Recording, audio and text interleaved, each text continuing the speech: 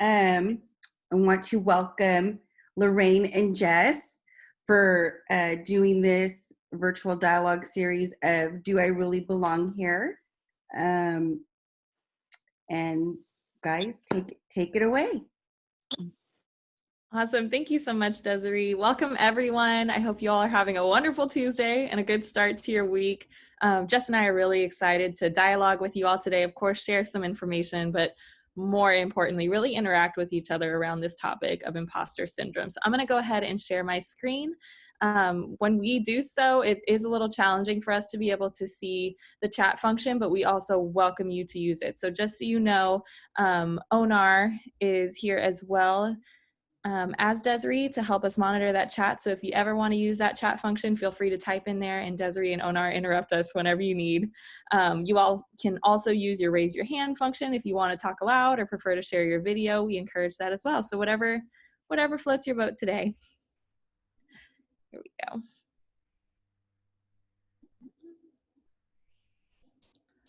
All right. So as Desiree said, thank you for the introduction. Our topic today is understanding and combating imposter syndrome.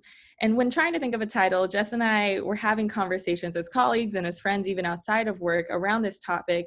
And one of the questions we found ourselves asking personally, right, to ourselves was, do I really belong here? And this was in a variety of situations. So we thought we'd start this dialogue off with that question and a little bit of self-reflection. So to get us started, my name is Lorraine Fisher. I use she, her, hers pronouns, and I'm a coordinator in the Office of Social Justice Initiatives and Identity Programs. Hello, everyone. My name is Jess Evita, and I work in the Margot F. Souza Student Leadership Center. My pronouns are she, her, and hers. Awesome. So originally, I proposed this topic to Danya, like, okay, I know we're doing this EDI virtual dialogue. This is a topic I am constantly hearing people mention on the side, even if we weren't saying the name of it, imposter syndrome, but just talking about, I don't feel like I deserve this. Do I really belong here? All these questions erupting in our mind. And when tackling this, I realized I couldn't do it alone because I'm not experiencing imposter syndrome alone in the first place. So I had to ask Jess to help me out. So Jess, thank you so much for co-facilitating this with me. You have an absolutely brilliant mind, and I'm so excited that you're going to share your wisdom with me and with others here today. So thank you for helping me with this. Thank you, Lorraine, for inviting me to do so. Awesome. So let's start with some community agreements, y'all. This session is being recorded so that folks who aren't able to attend today hopefully can be able to view this later on. So just so you know, if you have a picture or a video up, it may pop up when you're talking if you decide to talk today in the recording as well. So our community agreements, we are hoping is something that everybody on this call today can confirm and come together to use as guidelines for our dialogue. So first, we agree to speak for ourselves and allow others to speak for themselves with no pressure to represent or explain to a whole group. Second, we agree to listen with resilience, hanging in when something is hard to hear, and really just meaning if we're not sure where this dialogue is going, or we feel that kind of like, oh, I'm uncomfortable, maybe I should check out, really challenge yourself to hang in that conversation and think about things from a new perspective if possible. Third, we agree to consider asking a question to check out the assumption we are making rather than taking that assumption as fact.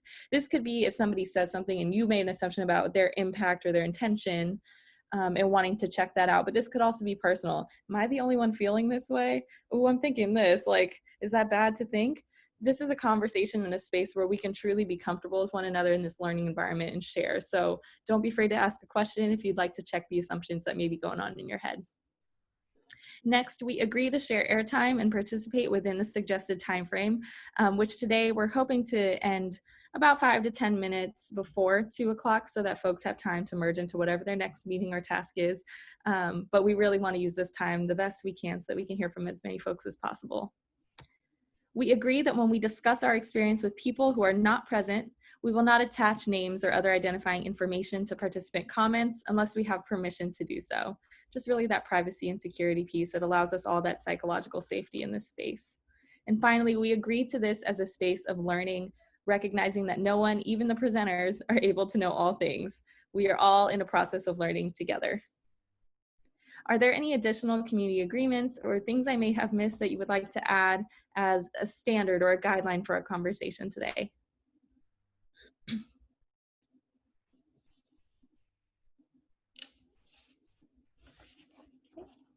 If you come up with any as we go, feel free to post in the chat box. For now, seeing none, I will keep moving forward.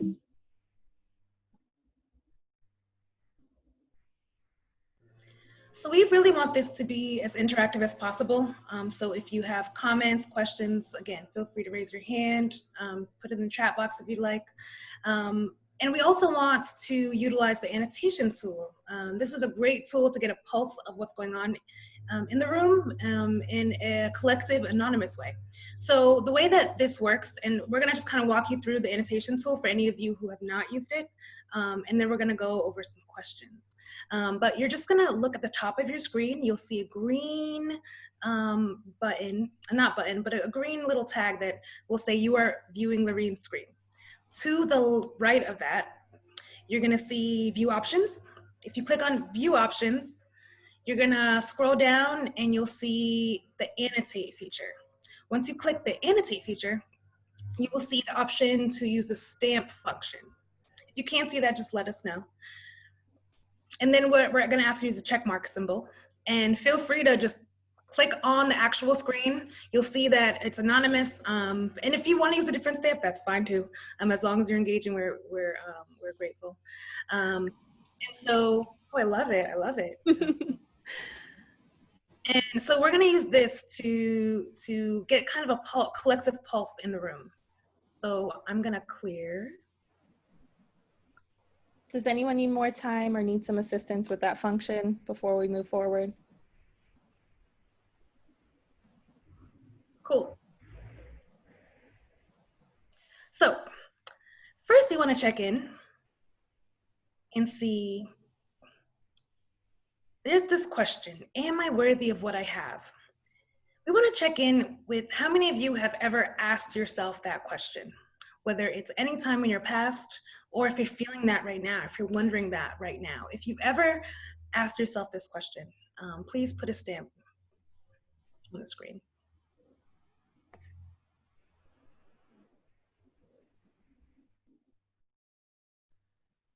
I'm putting several stamps because I've asked myself many times.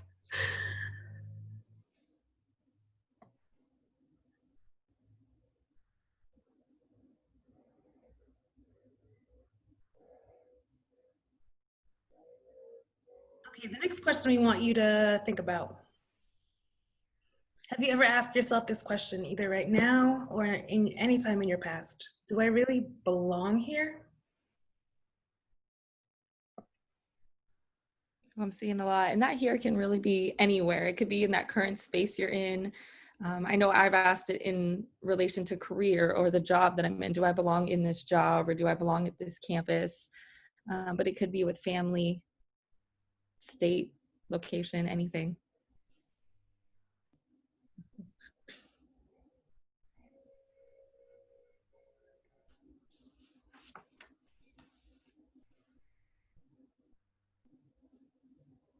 Okay, thank you. So you've asked some questions of yourself, and we want to help you answer kind of that bigger question right now. What is imposter syndrome?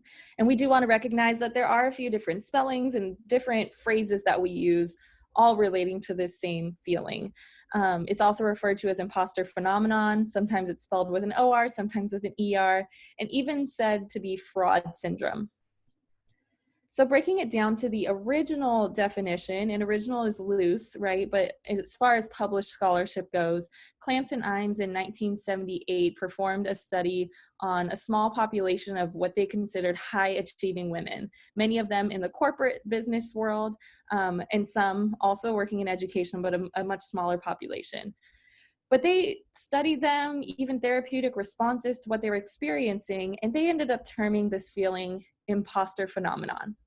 So if you follow along with this quote with me, it says the term imposter phenomenon is used to designate an internal experience of intellectual phoniness, referring to a pattern of behavior where people doubt their accomplishments and have a persistent, often internalized fear of being exposed as a fraud.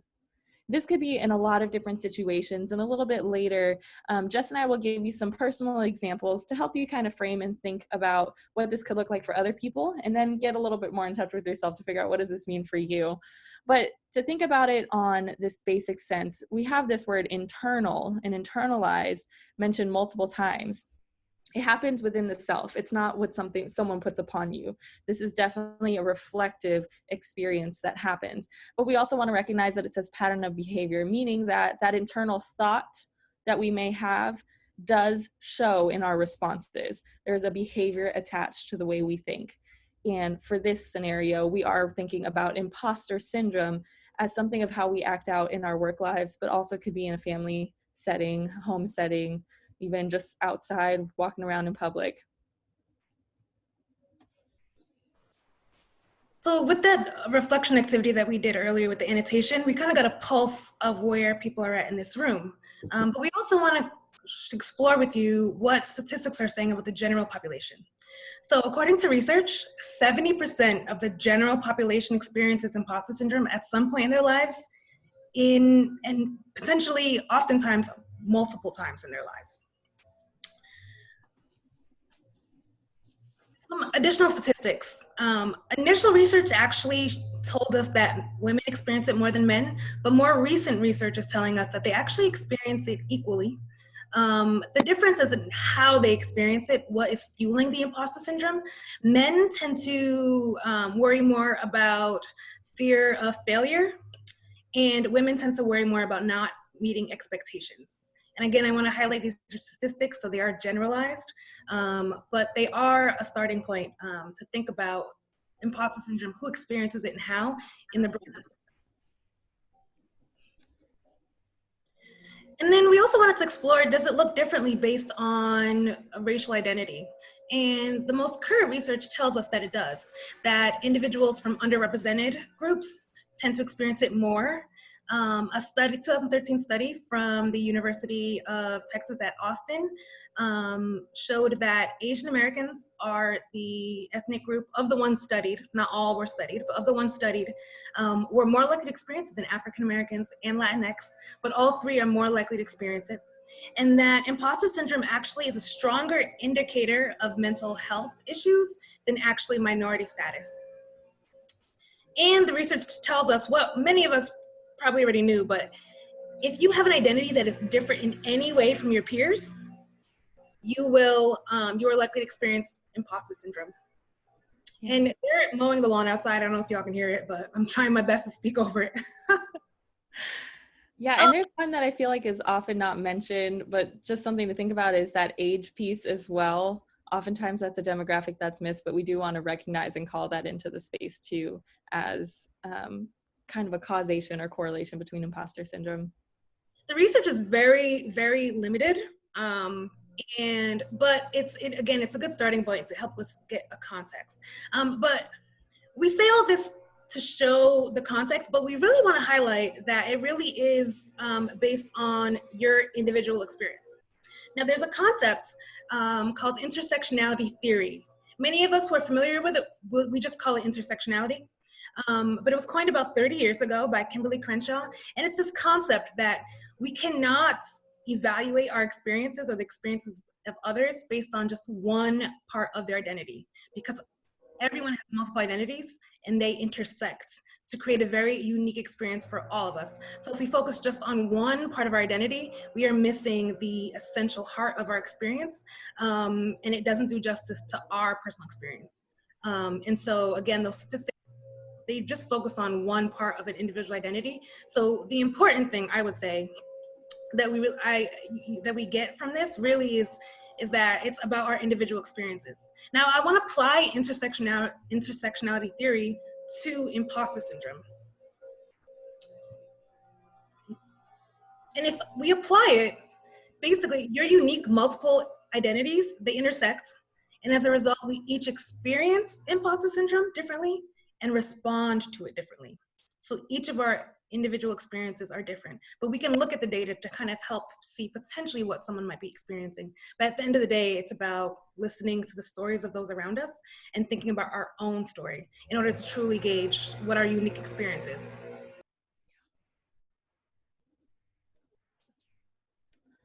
So moving into what does this look like for us, for the folks on this call, Jess and I really want to just be able to provide that opportunity to model and share a little bit of vulnerability of how we have experienced imposter syndrome. So for me, one of the most, how do I say it? One of the most vital experiences for me really over the years, but this one has been marked for me, was my senior year of undergrad. I went to University of Arizona, and during my last few months, they had this award process for senior awards. They give out 4 total senior awards every year, and we were just some context, a pretty huge campus, predominantly white campus, and heavy focus on research. So me, Lorene, dance major who tore her ACL and hadn't been actually dancing for a year, who was an RA, was going through mental health issues and my first experiences of mental health issues. Family was kind of breaking apart, having some issues talking with my family, was in a pretty toxic relationship as well. I felt like a mess, a hot mess, y'all. And this was the story that I was telling myself pretty much on a daily basis. I'm doing my best because I'm a hot mess. I'm doing my best because I'm struggling. And these 2 stories of constantly working to do my best and having that perfectionist mentality was always laid right over with that extra layer of I'm a hot mess. That was what I was telling myself. So when I was nominated for a senior award, I was like blown away, instant tears, like, what the heck? What is this for? Excited, happy, joyful. And within about 24 hours of receiving that nomination, I went through the question of like, oh, you know what? They have to have a diversity number, right? Like they have to get a certain number of nominations of students of color. Yeah, okay, I see this. Okay, cool, yeah. And I kind of just became a little bit apathetic to it. I'll go through the process. You had to do multiple interviews, meet with faculty, meet with staff, write these different essays, talk about your future plans. And I really just thought of it as like, okay, this is going to prepare me for whatever's next. This is a really cool opportunity to learn about. And I went through that process, and I actually ended up receiving one of those 4 awards, which was the Roby Gold Medal Award. To this day, I'm so proud of this achievement, but it took me quite a while to just be proud of myself. In that moment when I got that award, I was still asking myself, do I deserve this? Who nominated me? Because they never tell you. Am I just a diversity number? And while most of the time these were internal questions, I did voice them to a couple of people who I considered my mentors, and to my mom, who was a huge support for me. That why me question that I kept having. And they reflected back to me like, why are you questioning it? You deserve this. Why are you questioning it? That constant question of why are you doubting yourself was reflected back to me from people who cared about me. So it took me a while to accept that I just deserved this award. I was the first woman of color to receive a senior award at the campus, period. No woman of color had ever received a senior award, which was really interesting because the school is definitely not new. And I was the only person from our Department of Fine Arts, first student from the Department of Fine Arts to ever receive the award, as I was a dance major, but even including in the music department, theater department, all which had existed for a long time, somehow a Department of Fine Arts student had never won the award. All these things were interesting to me, but I didn't recognize the impact and the great feat that it was, the accomplishment that it was, for probably a year on out before I really accepted, like, yeah, I did a lot of hard work to deserve that, and I'm not always a hot mess. So that was my experience of imposter syndrome, and clearly you can tell how I responded with a lot of angst, anxiety, and more questions. But now I can reflect on that and really just be proud of myself and build my self-confidence through that experience. Way to bear down. Thank you. Thank you, alum. Ashley and I went to the same school. Hey. Yes. Thanks for sharing your story, Lorene. When I think of imposter syndrome, it really like 3 times in my life. First, when I went to college, I'm not a first generation college student. My mom beat me by about 3 years. She graduated when she was 49.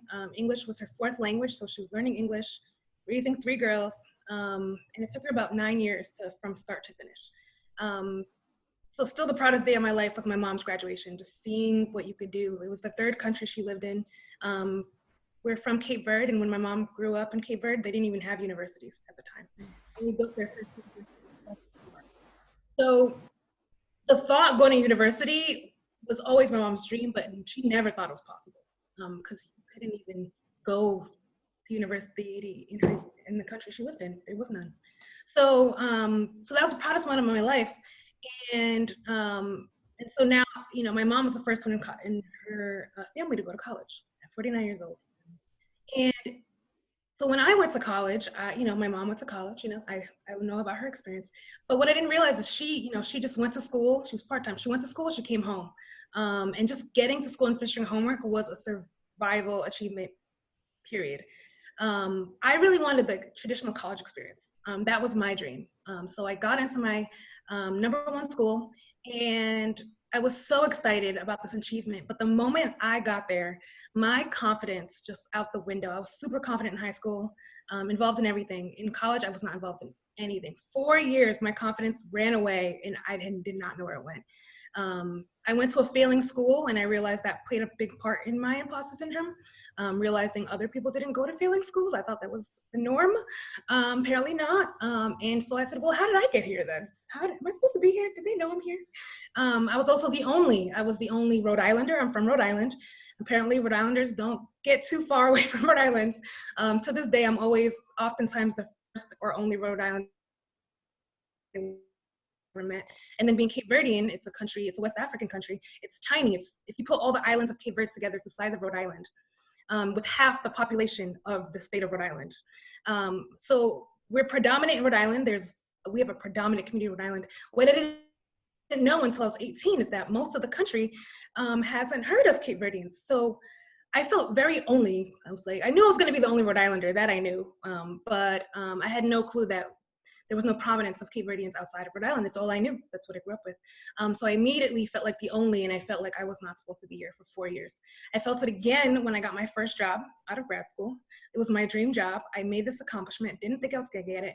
And I was scared they were gonna find out, like, she's not qualified. She's not actually qualified. And then I experienced it for the third time, actually, with this position. My first management position, a dream position, first position where I'm specifically working on leadership. And I'm expected to be an expert on leadership. And I remember being on the phone with Dr. Neese, who has his PhD in leadership, and thinking he's gonna find out.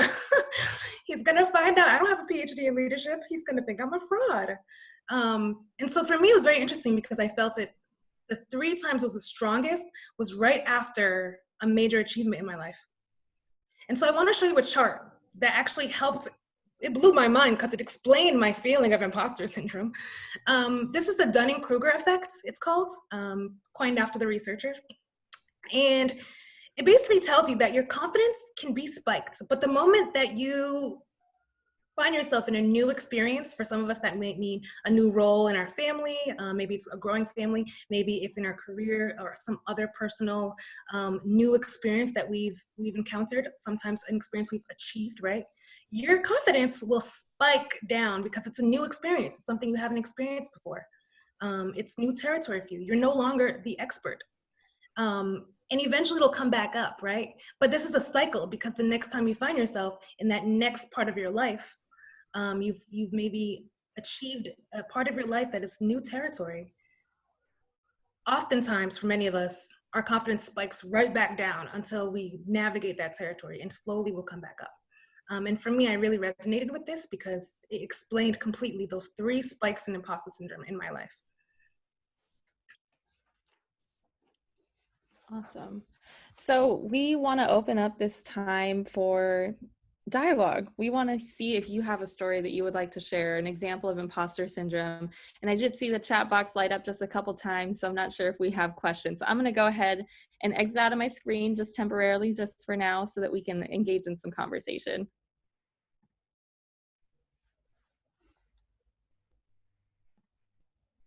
So want to check in and see whether anything from Lorena or I's story or from the Kruger-Dunning effect speaks to any of you. Or if you want to share your stories of feelings of an imposter syndrome.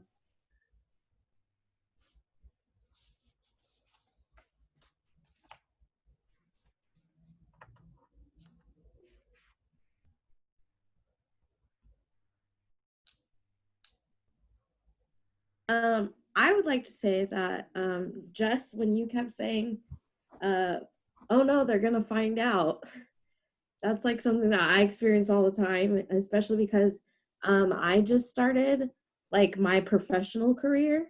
I graduated, did an internship, and now like I'm actually a professional. And so I sometimes get that like a new project will come up. It's something I've never done before, and I'll be like, oh no, they're gonna find out. Can I do this type of thing? It always so far has ended up working out, of course, because I do know what I'm doing, but it's like a stage that I go through with each new project. Thank you, Ashley.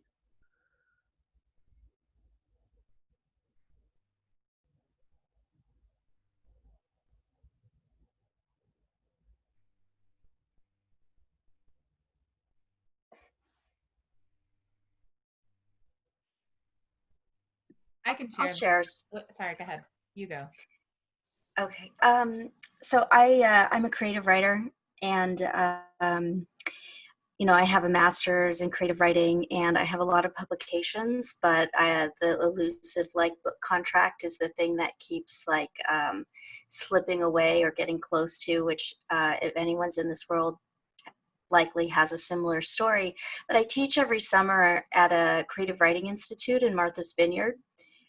Which I'm a West Coast person, and so Martha's Vineyard has its own aura of like fanciness and whiteness, and you know, and we taught, my wife and I, we both taught 2 years in a row, and both times I would leave the conference in like a total state of depression, mostly feeling like who was I to like be giving insight on creative writing to these people who came to the conference, and you know, even getting invited back the next year was like such a shock, to the point where we even like when we were invited back a third year, we both decided not to do it because we felt so like worn out by the week-long process of feeling like we were good enough to be there, even though we kept getting invited back. So it's a very strange phenomenon.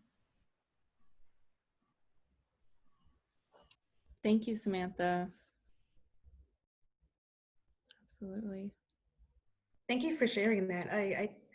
It makes me think of something I didn't highlight in the Dunning-Kruger scale, is that it essentially states that the more successful you are, the more that you experience it. And so when we should be patting ourselves on the back for putting ourselves in situations that are uncomfortable or that are new, we often will question whether we should be there in the first place.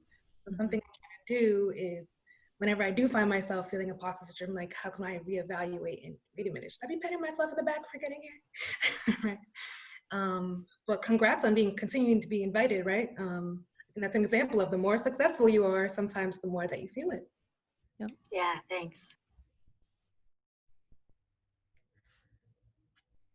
Danya, did you want to share? Yeah, I was just going to say that I think the more I progress in my career, the more it comes up. Like I was the first in my family to attend an Ivy, and, you know, practicing law in federal court. It usually shows up because I quickly scan a room and often find myself being the only person of color and the youngest. And so, of course, I'm just like, you know, what are they thinking? Trying to mind read. Shout out to my mom, though. She's my biggest cheerleader. And so I always channel her whenever that comes up. You know, she's like, Ithe, go, you belong there. You're there. I can like even see her. I had her witness a couple of trials I did, and I was so panicky because I was like, oh my God, my mom's watching. I have to do even better. But I also realized the minute I became vulnerable about it and shared it with others, they were just as scared too. And so I realized I really wasn't alone in that. But you're right, it shows up in the oddest of places. Even now, right? Associate Chancellor and Chief Diversity Officer shows up all the time. And so just that constant affirmation and just channeling my mom is kind of what helps me get through. Or frankly, even calling her and just saying, you know, XYZ. And she just reminds me of all the awards she saved since I was a little girl. And so she'll pull those out and start sending them to me. And she's like, yep, example A, here's evidence A through Z, and then the other alphabet as to why you belong. I love that. Like, here's your proof, tangible proof. Believe in yourself. Thank you, Danya. Are there any others who would like to share?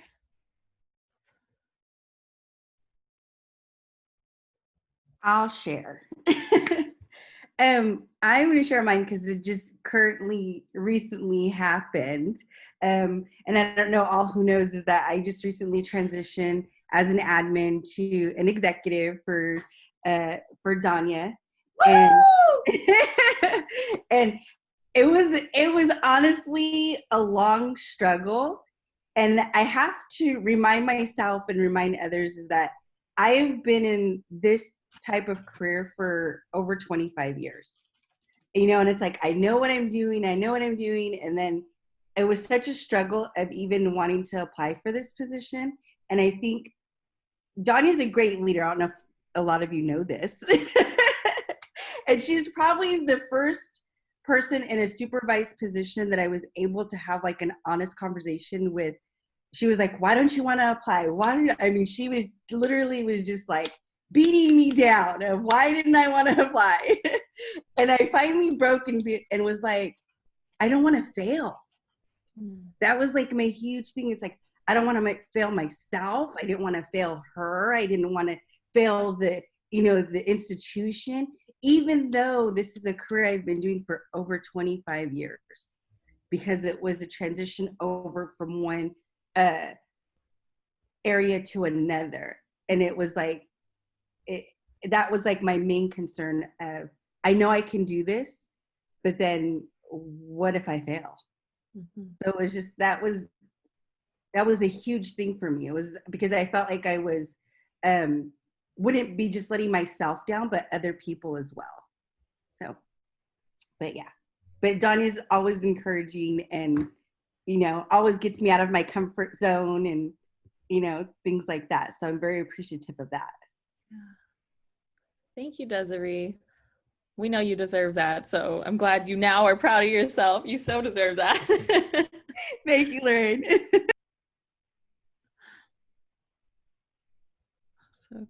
Awesome. Onar, it looked like you were trying to talk, but you might have been muted. I was on mute, right? So yeah, I was listening. I mean, it went back to my grad school, right? And so some of you may know the story, but first gen graphic designer, visual communication in undergrad, and but very involved, and then got the opportunity because of my mentors. Was like, hey, have you ever tried going to grad school? I said, you know what, out of respect, that I'll apply. Colorado State, where she went, and got in out of like 80 applicants, right? And back then, Colorado State was very one of the student affairs program, right? Top 5, top 7, whatever. And yeah, I was like, what am I doing here? Like, I'm a graphic designer. All these people, when they do the introduction of poli-sci, communication, English, history, sociology, I'm just like, I'm a graphic designer, right? So even at that, like I put myself as a less than, like I'm not worthy. I don't write as well as you do, right? And so what I thought was a less than, and then when my evaluation came out later, it was like the faculty was like, we look forward reading your paper because you approach it differently, right? Because the majority of the profile of the graduate students or my cohort are in similar fields, right? So I'm just like, wait a minute, what? Right? Yeah, I mean, maybe grammar, sentence structure might have some work to do, but what I thought was a less than, right? I put it in myself, and and it's just a weight that I put on myself, right? I didn't even bother asking people, but I'm just like, I'm not just as good as you. I'm not as a good writer as you. Wait, what? You have 8 pages? I can barely fit 4, right? Like, and so all these different cues and clues that tell me that I'm not, right? And then put that dynamic when you go back home for the breaks, right? And like, no, everything is fine, family. You don't need to worry about me, right? Not knowing that there's that struggle. And so how do you have those conversations, especially within families of color, right? Representing, and again, that notion of I'm the first one, and so I gotta get through this, and right. So I just appreciate providing the space, because now I turn it around by role modeling that, but then at the same time also knowing that I too need it, right? And it's okay to ask for help. Absolutely. Thank you for sharing, Onar. It's those stories we tell ourselves, right? Tell a new story, please. We're like begging ourselves to do it, a little internal fight.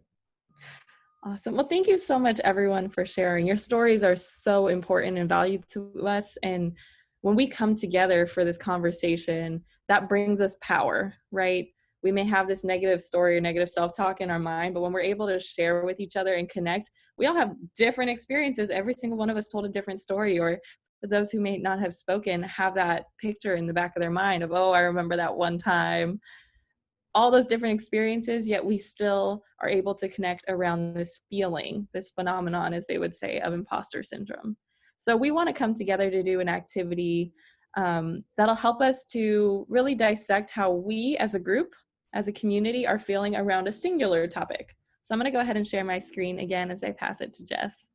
Yeah, before that, anything in the chat that Onar, I wanted to check in and see if anybody wanted to say anything in the chat so we don't miss it.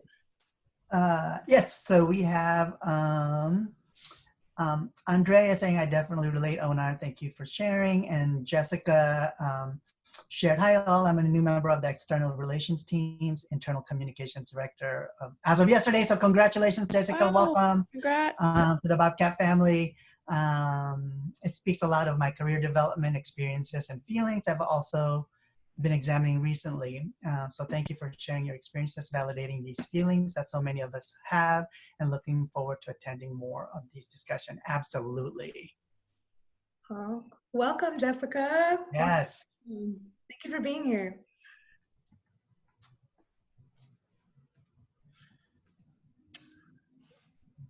So we thought it might be good to practice some of the strategies when it comes to imposter syndrome on something that's very relevant to many of our minds right now. Maybe not all, but many of them. Kind of, how are we feeling about a very, very important but sensitive topic, but very real topic, which is job security. So we're going to use our annotate feature to kind of, this is actually more for ourselves. So this is more of an individual activity, but we do want you to use a stamp, but this really is about kind of your self-assessment of how you are feeling. Mm-hmm. And also we'll talk about how you're responding. So I'm sure many of you have read the letter it was a collective letter from the UC Chancellor's system-wide letter, stating that it essentially said that there would be no layoffs, guaranteed no layoffs until June 30th. Which for many of us feels like tomorrow. So we first wanted to get a sense of how did that letter make you feel?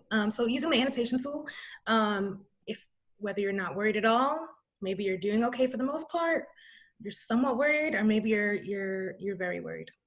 How are you feeling at this moment? Because we do want to acknowledge sometimes you can go back and forth, but how are you feeling right now?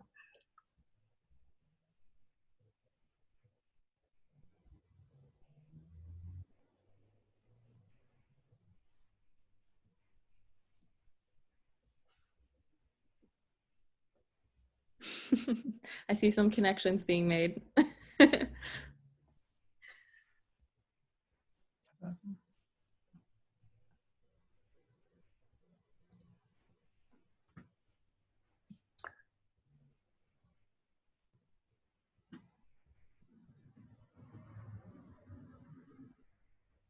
Just take a moment, just think about how you're feeling about this. Reflect internally.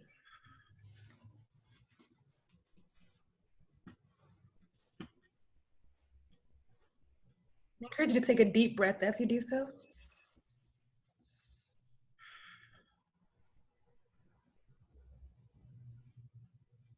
So we want to ask another question. There's always two parts, right? How are you feeling? But now I'm gonna clear it. How did you respond immediately after getting this letter? Maybe you took no action. Maybe you asked your supervisors some clarifying questions. Maybe you started to question your value to the university. Maybe you started to get strategic in your mind. You're like, I'm gonna be strategic. Let me sign up for the next HR session that is available. Maybe you hopped on hired.com and started looking at jobs.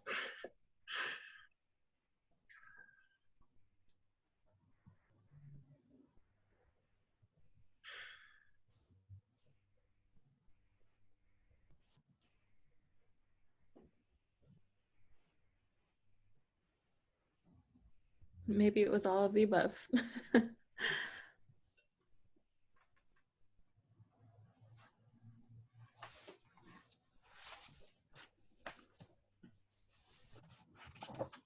As you think about it, as you reflect internally, I encourage you to take a nice deep breath.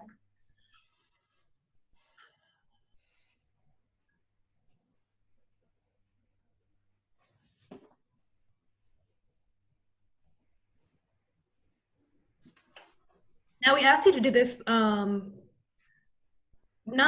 just, the goal is definitely not to, produce any additional anxiety or stress around the topic, but this is a very real, relevant topic that is affecting everyone. It affects everyone differently, but it does affect everyone. This question about job security. And the first piece, we're going to talk about strategies, but one of the first strategies really is acknowledging where are you? Where are you right now? And if that means all of the above, or if that means you're going back and forth, like acknowledging that. And not just acknowledging how you're feeling, but how are you responding to that feeling? Because that can create additional stress factors, which can then affect potentially your job performance or just your overall well-being, which can then exacerbate this concept of imposter syndrome. Mm-hmm. So now sometimes it's hard to really put words to, or like really get an idea of how you're responding. So we wanted to share some examples of how people potentially respond.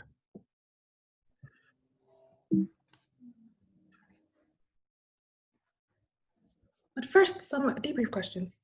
Did anyone want to share about how that exercise was for you?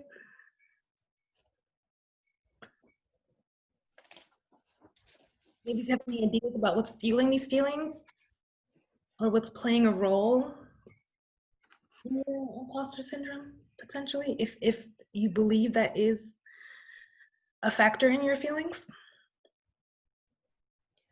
Like an example for me is at my previous institution that I worked at, about 6 months into my role, they announced that the whole department was restructuring.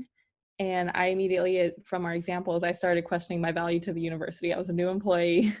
What does this mean? And they ultimately eliminated my role, and all the other folks who were holding my role offered us a different job that had nothing to do with the work we were doing. And I had to take a leap of faith and apply. And that actually brought me to UC Merced, which is probably been one of the most joyful experiences of my life thus far. It feels like such the right fit, like I'm in the right place. But now we get this question of, okay, is there going to be a shift in employment? Is my job security at risk right now? And I immediately go back to a past feeling. So what's fueling my current feelings, or the bits of anxiety that I'm feeling, oftentimes is related to a past experience. Something that hurt me in the past, something where I felt like I was not successful.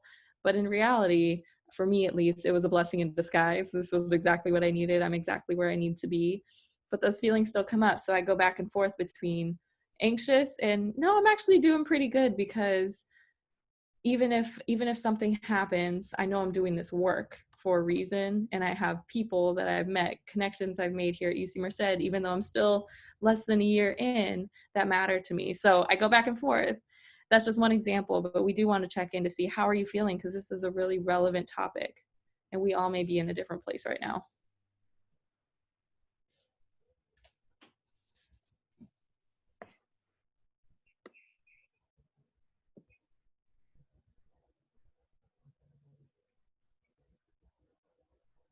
I'll say that, Ashley has her hand raised. I would say that like I get the thought of like, well, anyone can do my job. So if they need to get rid of it now, they could do that and then just hire anyone later because there'll be someone available at that time. And so that kind of comes through. And then, but then I'm like, okay, but my job is a little specific. So like, maybe that's not the case. So then it really just comes down to like, are the events that I'll be in charge of actually going to happen or not? And so I do go back and forth too with the whole, okay, I'm okay, you know, nothing has changed yet. And then to, well, it could change. I don't know. Now I don't know what's going on. Yeah, that uncertainty factor, definitely.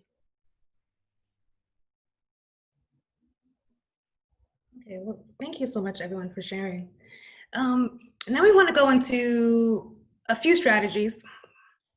Well, first, I do want to say that when we're experiencing feelings of uncertainty or find ourselves in uncertainty, which is, which in this world, with globalization, uncertainty is a constant, right? But not to this level, right? That we're experiencing right at this moment in our world's history.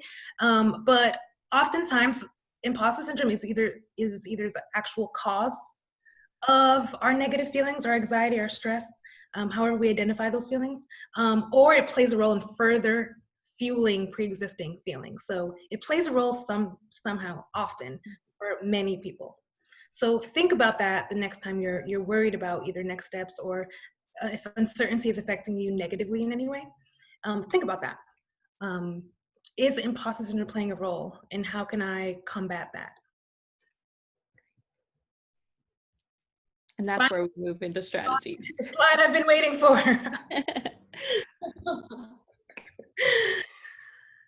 So this is a graph that was made by a graphic made by a blogger named Sarah Jane Lowry, but the actual information is importantly available. But I really appreciate this infographic. It helps make this information more digestible. But there's different types of ways that we respond to imposter syndrome. So this graph helps us not only assess why we may be feeling it, but like how we actually might be responding, right? Without even realizing that imposter syndrome is the reason we might be responding this way.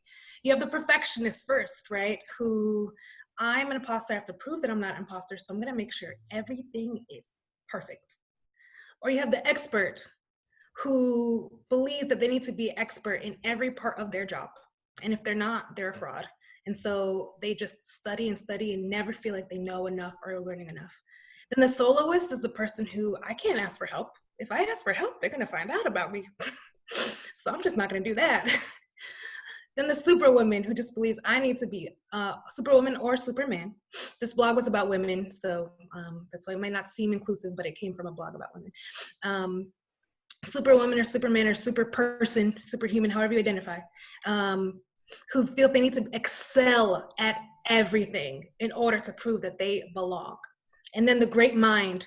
The great mind is someone who, if they struggle at all, if they're struggling, if they don't pick it up right away, automatically it must mean that they're an imposter and someone's gonna find out. So those are ways that we might feel like an imposter, and then ways we actually might respond. So if you find yourself kind of exhibiting any of these behaviors, find out where it's coming from. It might not be imposter syndrome, but it could potentially be imposter syndrome that is increasing these behaviors or fueling these behaviors. So think about what your behaviors are coming from. Why might you feel like an imposter is one important thing, but also how might you be responding in unhealthy ways to it? Right. Thanks, Jess. So that's one example, right? One infographic of how we can typify ourselves almost, which is really just about that first piece of acknowledging where we're at and what the roots of the self-doubt or the feelings of being a fraud come from. So we've pulled together these strategies to combat imposter syndrome. These are from our personal experiences and our conversations about the lessons learned from them, as well as a lot of the research that you've heard about today. We know there are more. These are the ones we wanted to pull as quick tips or takeaways from this presentation today. So first, acknowledge where you are at in your experience, and then explore the roots of the doubt and of your response.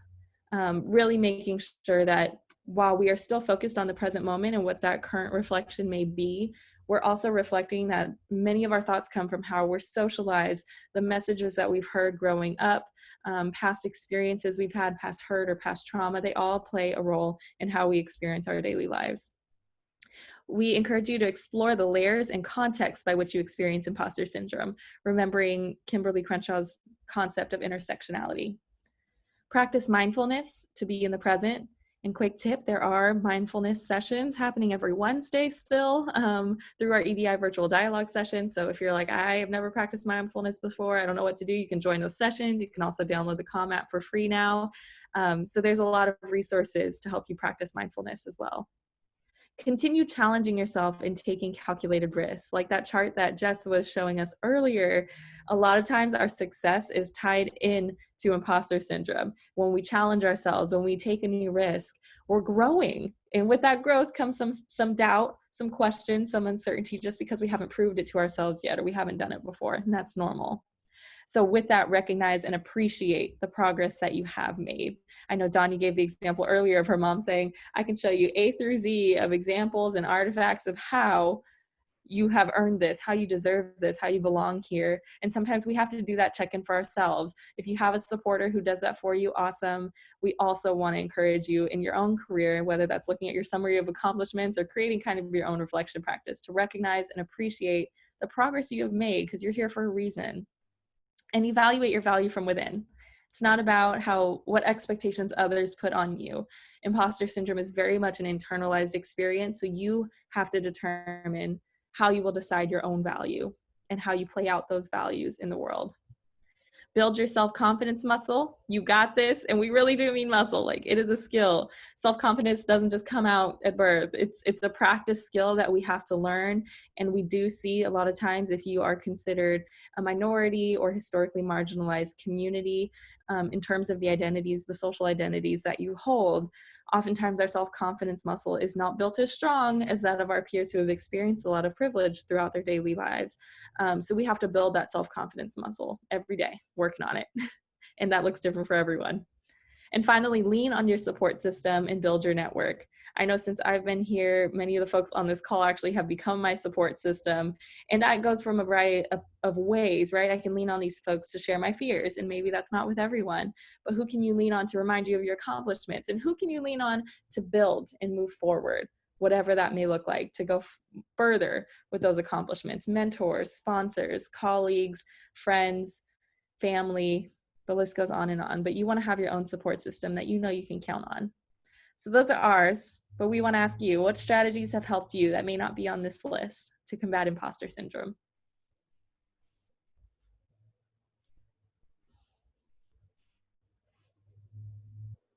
If any. I know we've talked about a lot today. I actually have a comment. Thank you so much, Jess and Lorraine, for hosting this event. I think this is an important conversation that we always need to have, because this never goes away. But I actually read an article some time ago, and I was trying to look for it during the event, but I couldn't find it. But it was basically kind of dismantling this idea of imposter syndrome, similar to the things you all discussed. But one of the things it also touched on is we already know that imposter syndrome disparately affects those of us from marginalized groups. And those people who these institutions have been made for don't feel imposter syndrome. And so even dismantling the term, that syndrome almost implies that it's something about us, that it's something internal, that it's almost like a disease that we need to cure, when really the issue is about the systems and not us. And so once I read that article, that really kind of helped me in those moments realize, like, hey, this isn't about me. This is about this institution that I'm a part of and the things that it has done to make me feel like I'm not enough. And the issue is much larger than myself. Thank you so much, Hala. I love that. And if you do find that article, I would love to read that, and hopefully we can share it with everyone who's on the call today.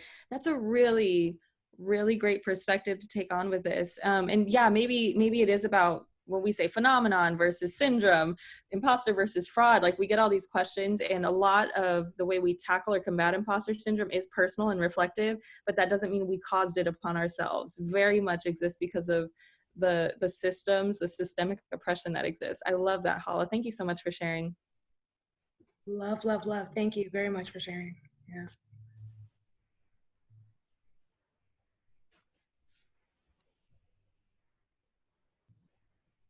Samantha? Yeah, I just wanted to build on that. Well, also to extend a thanks for facilitating this conversation and discussion. It's been really meaningful.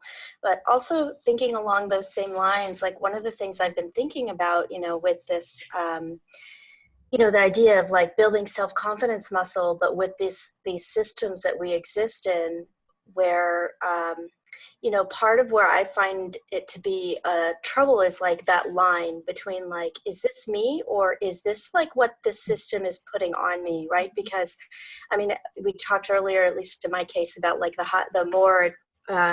higher up you climb, the more you feel this. But I also kind of wonder about the impact of like, I found that at least when I was younger, people encouraged my leadership. And then now that I'm older and more along in my career, there's more pushback against my leadership. Almost like if you're a mentee, I'm happy to support you. But once you become like my mentor, my leader, that it pushes back. And I've been having trouble with puzzling out, like, when is this me and when is it like other forces extending upon me? So, I mean, I think it's interesting, and I was glad about that kind of thought about the syndrome-ness to add to it. I don't know if I have a question in there as much as just a thought. Absolutely. Thank you, Samantha. You're giving me so much to think about. I love it, y'all. I love it. This is really just the start of this conversation. Imposter syndrome, imposter phenomenon, however we want to refer to it, this internalized feeling that makes us question our worth, our skills, our competence is ongoing, and it's a battle we must continue fighting. And we can do better when we fight it together as community and have conversations like this. So we really do want to thank everyone who was able to join us today, everyone who was able to participate and engage with us in the conversation. I know Jess and I learned a lot from you, and we're hoping that you were able to take a piece or two really away from this conversation today. If you have any questions or want to follow up with us, our emails are here, lfisher3@ucmerced.edu or jevra@ucmerced.edu, and we'd love to contact you more, hopefully set up some more conversations like this so that we can continue building together in community. We want to finish with a quote from Brene Brown. Let go of who you think you're supposed to be. Embrace who you are. We hope you all have a wonderful rest of your Tuesday and a wonderful rest of your week. And if anyone has any final comments in the chat box, we also want to thank Onar, Desiree, and Danya for supporting this event, this virtual opportunity to connect. So we love y'all. We appreciate you. Thank you.